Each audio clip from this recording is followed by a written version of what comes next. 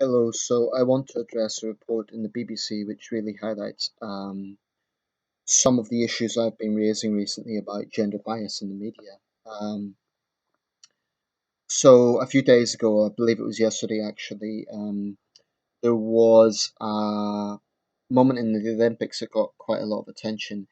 Um, Two young Chinese Olympians, Qin Kai and He Jie.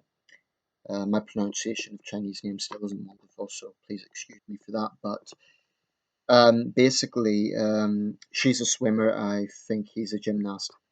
Um, After she had won a silver medal, he went over and proposed to her. Basically, he congratulated her. Assume I couldn't hear the microphones weren't on, but he got down on one knee and proposed to her. Right, and this had got quite a lot of coverage, and most people saw it for what it was, a romantic gesture. After a while, she nodded her head, and it seemed to me that she was overcome with emotions. And then they kind of embraced, hugged, and went their separate ways, presumably to go on to other events. When she went back into the sort of auditorium or wherever it is the athletes prepare, the Canadian team and I think an American came over and congratulated her. Now, this was obviously seen by millions of people around the world.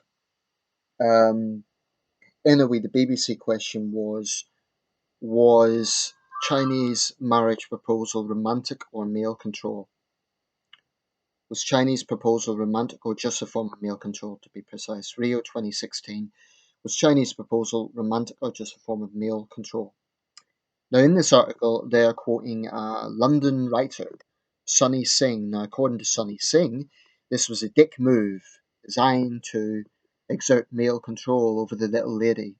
And the BBC is presenting that as an open question, but it's quite clear where their bias lies. The BBC is a pro-feminist organisation, and there is not a day goes by when they're not issuing some sort of report like this. The same with the Guardian, the Independent, and other left-wing media outlets.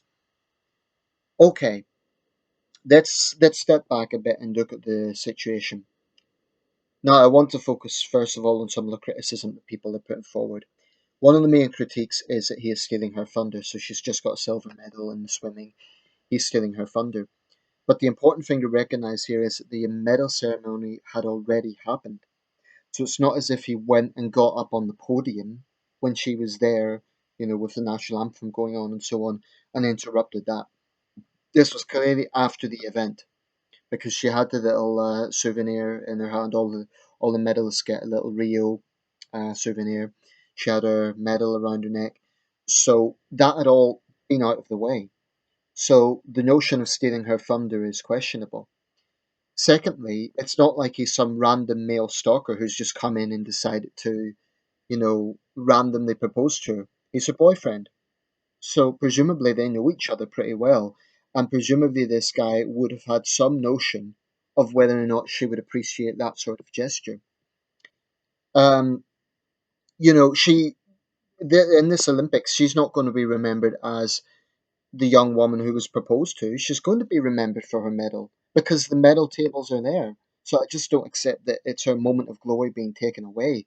A moment of glory being taken away would be something like that situation where the Brazilian runner was, lunged at by that crazy Irish priest in Athens. That's a moment of glory being taken away. Or if she was up on the podium and some protester threw something at her or something like that. That's a moment being taken away. A romantic gesture after the medal ceremony, I don't think that's taking a moment away anyway. Because if you look at most of the medalists, people pay some focus and think, oh, well done, that person's got a gold, a silver, or bronze. And it's there, it's recorded, people know about it. Okay? Uh, this was after the medal ceremony, that is the point. Secondly, this assumption that the BBC and feminists are making that it's all about control is, in my view, a disgusting way to smear this young man. They know nothing about him. They know nothing about the relationship. And they're promoting this notion that it's all about control. Like he has some sort of agenda of stealing her Olympic moment. Do you really think if he was the sort of man who wanted to control women and keep them down, I don't think he would be dating a successful Olympian in the first place.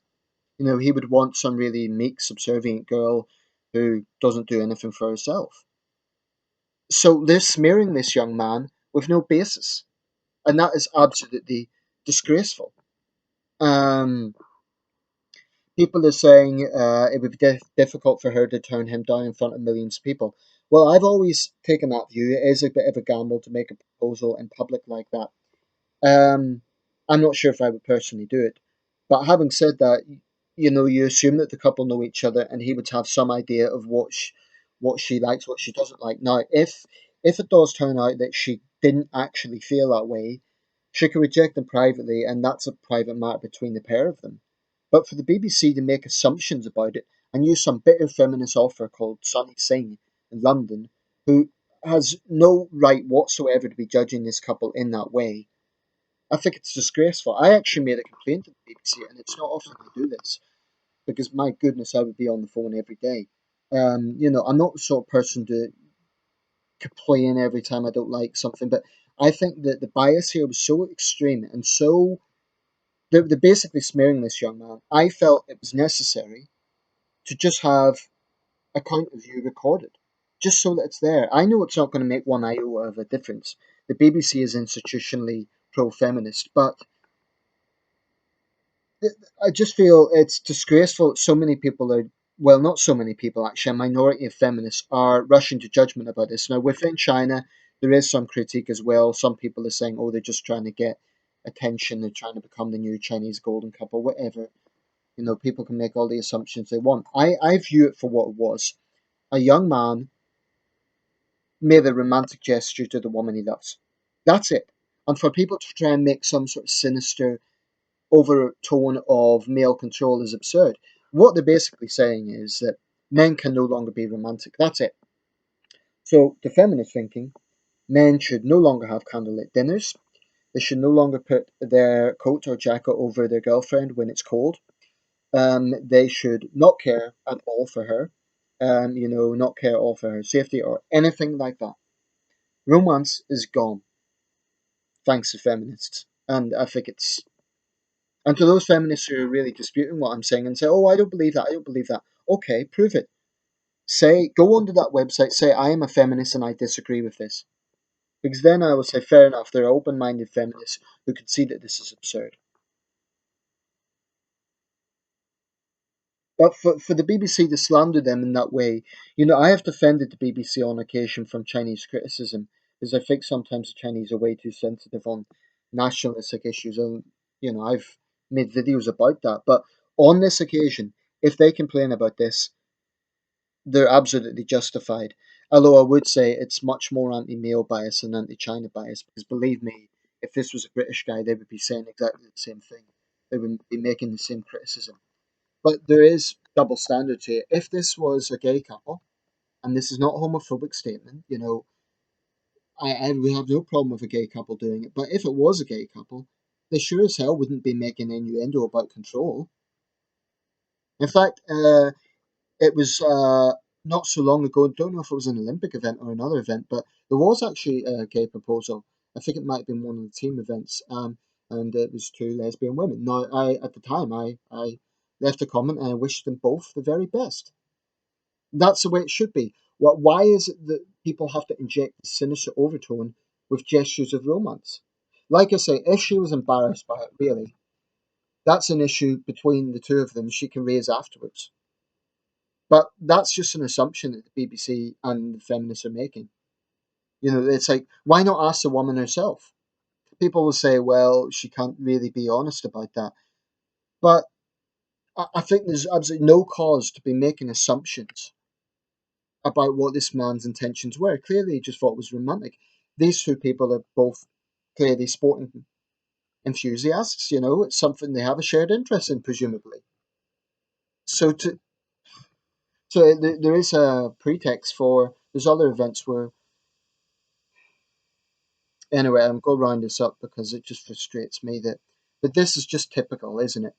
There is not a day goes by when the BBC or the Guardian or the Independent is not trying to make some sort of innuendo, to suit the feminist agenda, to suit the divisive, bitter feminist agenda, and I just think it's very, very unfortunate.